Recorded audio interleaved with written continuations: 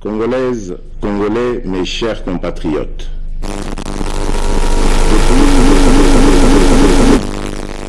les confessions religieuses ont la lourde tâche d'accompagner les processus électoraux dans notre pays, notamment par la désignation, entre autres, du président de la Commission électorale nationale indépendante, CENI en sigle, institution citoyenne appelée à organiser les élections dans notre pays.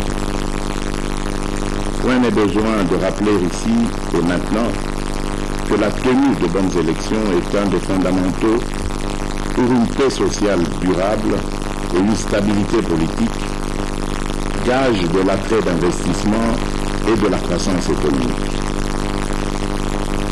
Il vous souviendra qu'en 2020, devant la nation, je m'étais opposé à l'investiture du candidat président de la CENI, désigné pour, entre autres, des raisons ci-après.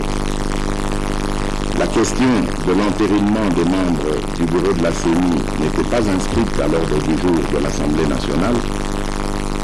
Un seul PV désignant le président de la CENI, du reste sans soubassement, m'avait été transmis pour promulgation, alors que le bureau de la CENI devait compter 13 membres.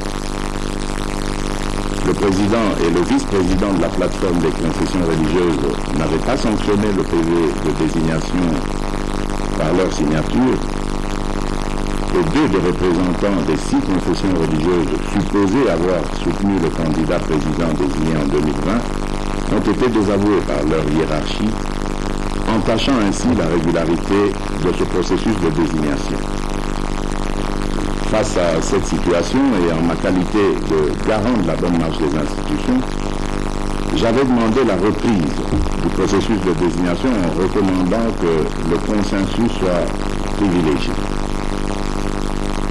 Aujourd'hui, je me réjouis donc que le processus de désignation des membres du bureau de la CENI de 2021 se soit déroulé de manière régulière, car en ce qui concerne notamment la désignation du président de la CENI, malgré le manque de consensus, une majorité claire s'est dégagée au profit d'un candidat, et ce conformément aux prescrits de la charte de la plateforme des confessions religieuses.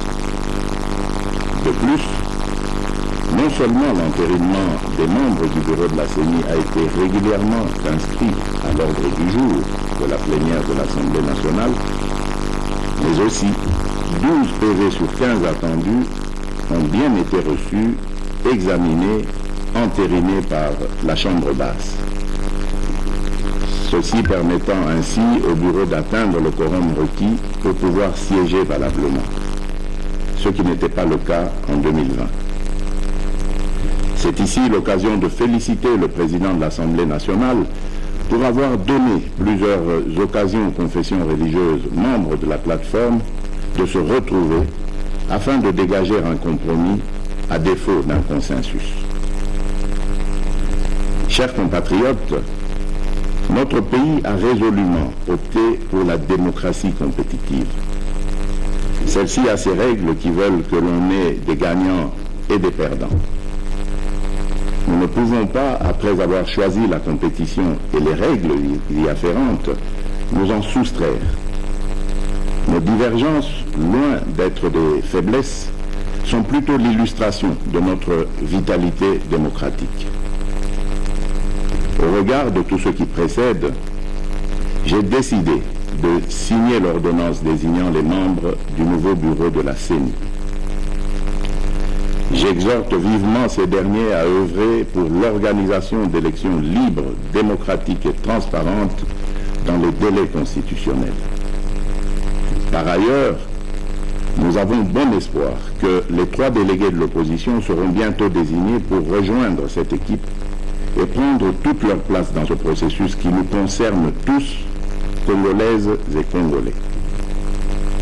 Ainsi, j'invite d'ores et déjà les organisations nationales et la communauté internationale, à travers ces missions d'observation, à nous accompagner afin de garantir la tenue d'élections crédibles en 2023.